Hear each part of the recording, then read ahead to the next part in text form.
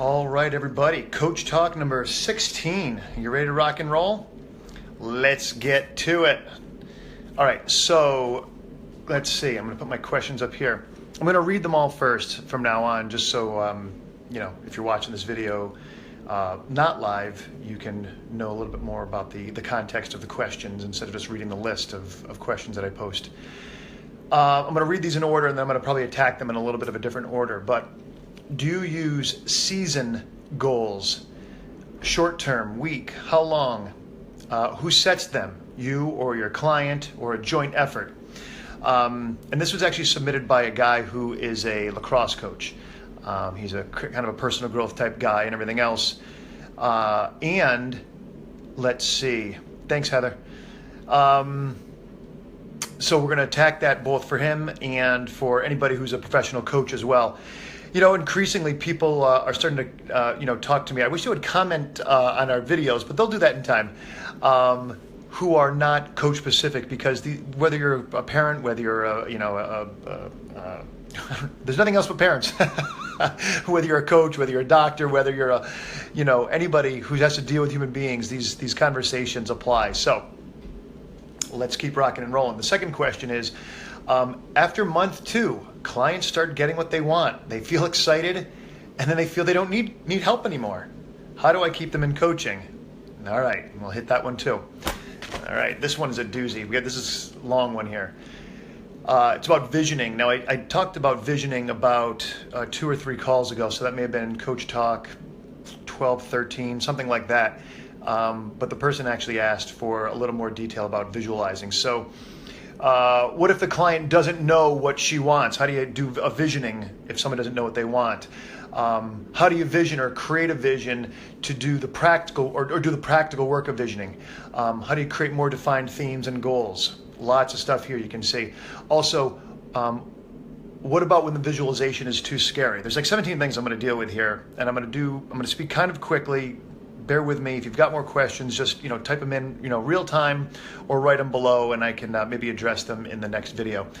And somebody also did ask this question. I thought I could piggyback it on. I'm a little bit crazy, think I'm going to get all this in 15 minutes, but what techniques do you use for teaching the captain? I'll talk more about that for you non-coachy folks. Future self and other resources which don't involve visualizations. And that question is coming from the perspective, I talked to the guy, because some people just don't see very well. And I think we all do visualize, as I said in the prior video when I mentioned visualizations, but people get it in their minds, a limiting sense about themselves, and I don't visualize, and that's the end of the conversation. But that's a lot of times crap. And how do you relate that to somebody where you can engage them in it without telling them that they're crap or their idea is crap? It's not a good way to start with trying to influence somebody by telling them their ideas are crap.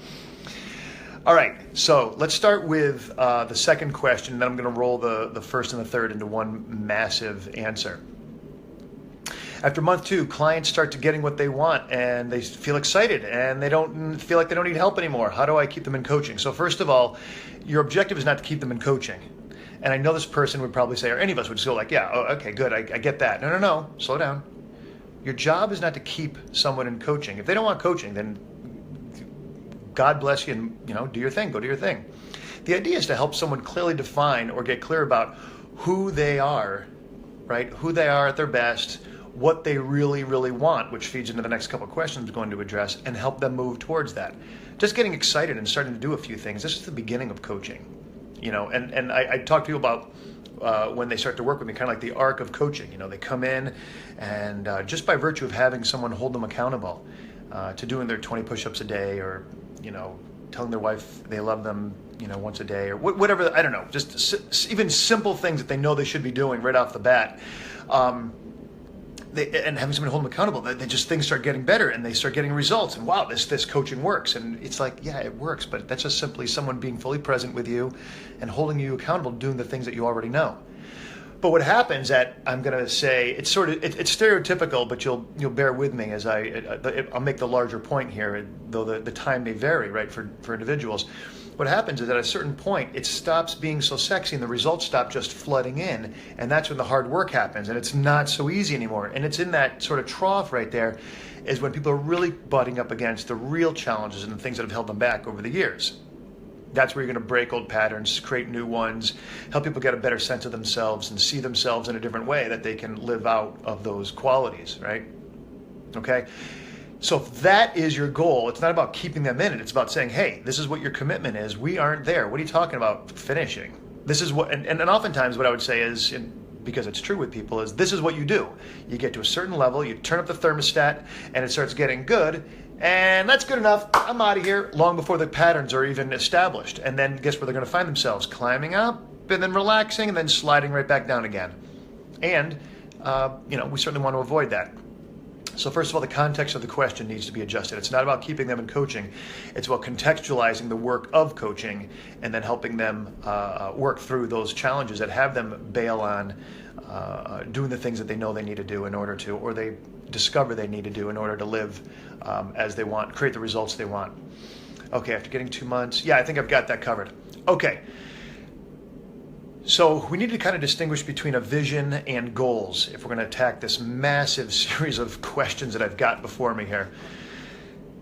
Okay, what if the client doesn't know what he or she wants? Okay. So this is a massive thing, so you're going to bear with me as I do the best I can to unpack this. There's a great quote that I love that I've probably said 2 or 3 other times in these videos. It's by a Scottish philosopher by the name of Thomas Carlyle. Go as far as you can see, and when you get there, you'll see further.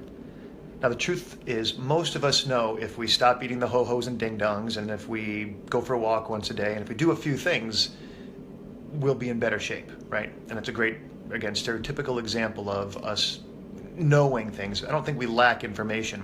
In fact, I remember doing a cold call years ago to a sales organization, and I remember saying, and it's what got me into that organization. As I said to the sales manager, like, your people, your salesmen don't need more information, another script, a better script. That what they need is better application of that which they already know. And he said, yes, that's exactly right. That's right. We don't lack information. We know how to eat. We know how to exercise, and we would do better just in those ways. We know how we can talk better to people and be more patient and, less quick to, be so fiery or whatever, less, palatable to other people to create more results we want in terms of our interpersonal relationships. But we don't actually do those things. So first thing you can do to begin to help clarify for your clients what they want, or what's next even, is start to follow through and be really consistent on doing those things you already know. Those things. It's my British accent, I think. And once you start handling those things, you begin to see more going forward. But I'm fond of saying, if you can't handle, like, I brush, floss, and rinse every single night. And I'm sure you've got your own sort of keystone or bedrock accountabilities or things that you want to do on a regular basis. Now, the problem is, if you don't follow through and do those things, you stop believing yourself. You don't trust yourself when you say, I'm going to brush my teeth at night. I'm only going to have 1 glass of wine. And when you don't believe yourself, your integrity with yourself is shot. Your power in the world is gone. So it's actually in being exquisite with your word with yourself that gives you power out in the world to see what's next and to create something out in the world. Now, that's a huge philosophy that underpins all this other stuff I'm going to say, and that's why I had to say that. I've got a train going by. It's going to come buzzing by in a second here, so it's going to get loud, but we'll deal with it when it comes. Okay, so if someone doesn't know what they want, oh, here goes the train. I'm not sitting by it today like I was a few weeks ago. If someone doesn't know what they want, right? So what you're going to do is get them going on doing what they know, and then they're going to be in more relationship with themselves. And I posit and have, in my experience, found that people get clearer about that which is important to them, and then you get them in action around doing something like that. Well, I know it's important for me to be out with my girlfriends, and it's important for me to, be athletic. Well, when was the last time you did play tennis? Which they may have said. Well, gosh, it's been 5 years. Well, great, do that. And what you know is, if you put people in that place of aliveness, of engagement, of resonance with themselves, with the things that they like, what they want, things open up. Okay. how do you create a vision, the practical work of visioning. So what I would pretty much say is, let me just say this, is, all right, if it was perfect, tell me about it. What would it be like? What would you do? And you can have them close their eyes or not. Now, what happens, let me just look at our time here. What happens is when people, there's sort of an experience when you close your eyes and you do a visualization with someone, right? When you walk them through, imagine this happening and then this person comes across to you and they give you a gift, and then you feel these, like, what it can create is a really magical, so to speak, experience, or a profound experience, because it feels, I don't know if supernatural is the right word, but it feels something bigger than themselves. Awesome. But guess what? If your lover isn't there, your best friend isn't there, does that mean they're dead? Or does that mean, like, no, it just means that, coach, you're later going to have to say, great, they weren't there. Do you want them there? Yes. Okay, great. So tell me where they would be in your life at this point. So visualizations are great. Walking people through a process are great. But just know at the end of the day, you're still going to have to help them get clear about filling in the gaps of what isn't already present for them, right? With that which already isn't in their idea, their vision, their sense of possibility, right? Their articulation of possibility. Okay, so a vision might be, so tell me about if a perfect day for you. If life was perfect, what would it be?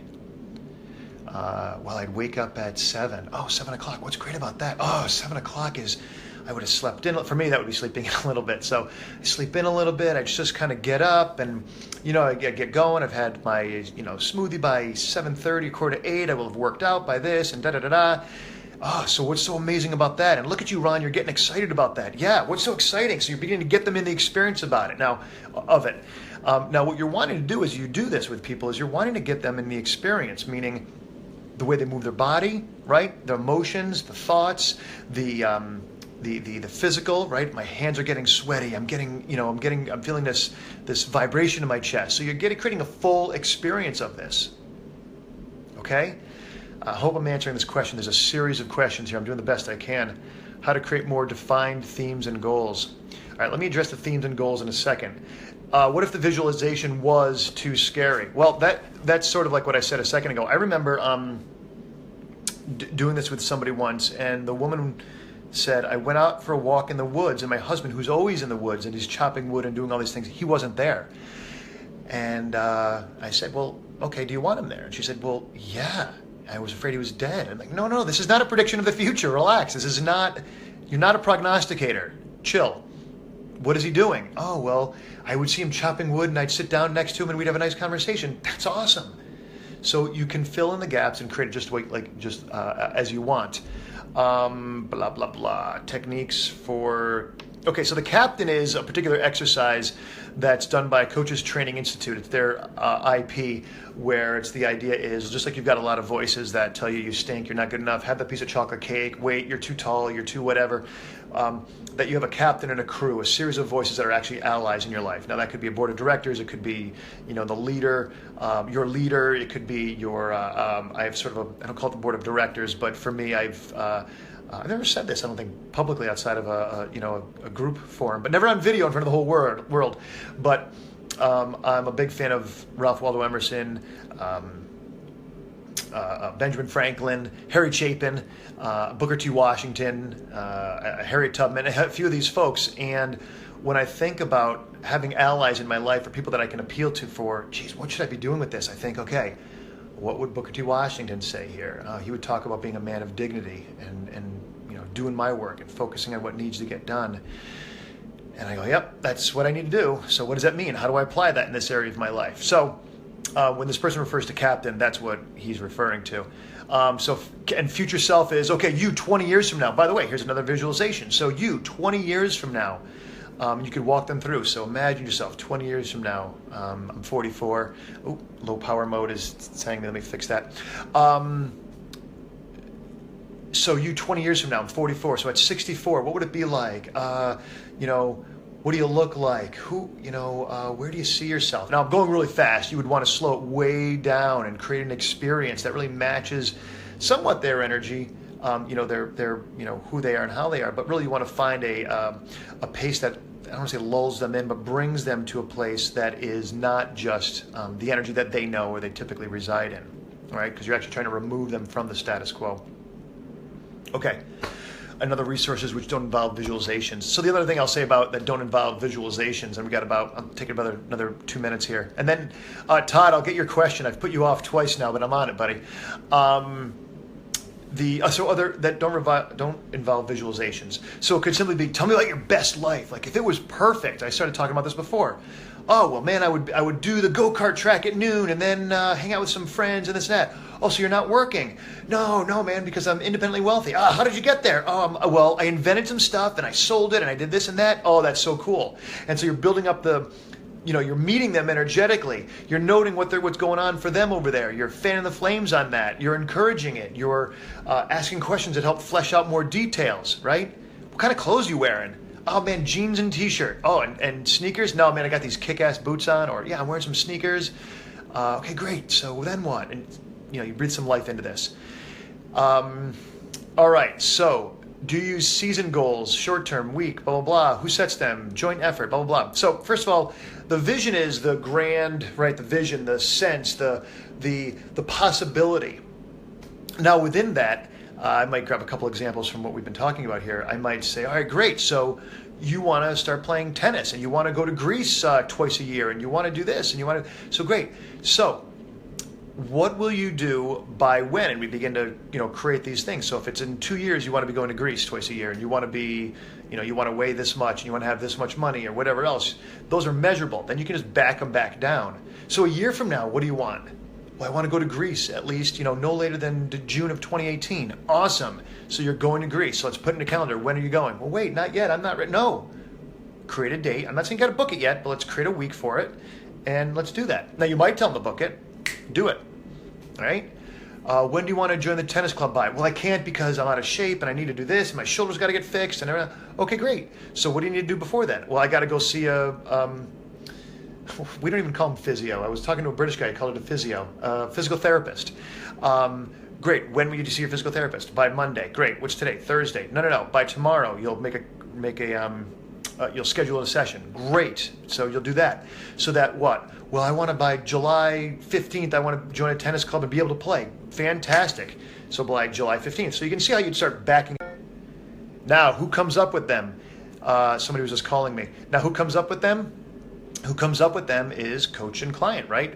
Whether you're a soccer coach, a basketball coach, a parent, if you're going to do good parenting, you're not going to tell your kids this is you're going to this college or you're going to be going to an Ivy League school and you're going to do X, Y, Z. You would walk them into, okay, what do you want? What do you see? And you've got to create goals that they can see and can begin to reach, right? Joint effort, week long. Okay, I think I've answered the question. There's probably a lot more to unpack with that, but we are at 18 minutes and a little bit over time. I hope it was good for you. Go check out the YouTube channel. If you'd like to know more about the work I do to train coaches, you can check out the Uncompromised Coaches Gym. You can go to my website, ronrenaud.com. And feel free to ask comments and questions below. I'll see y'all next week. Peace.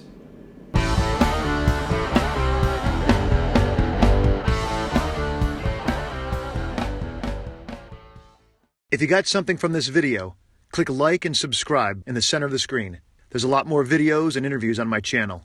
If you'd like to learn more about coaching Uncompromised, hit the icon on the left. If you'd like to see some more videos on living uncompromised, tap the icon on the right. If you have any questions, comments, or if you want me to cover any other topic, just write me below.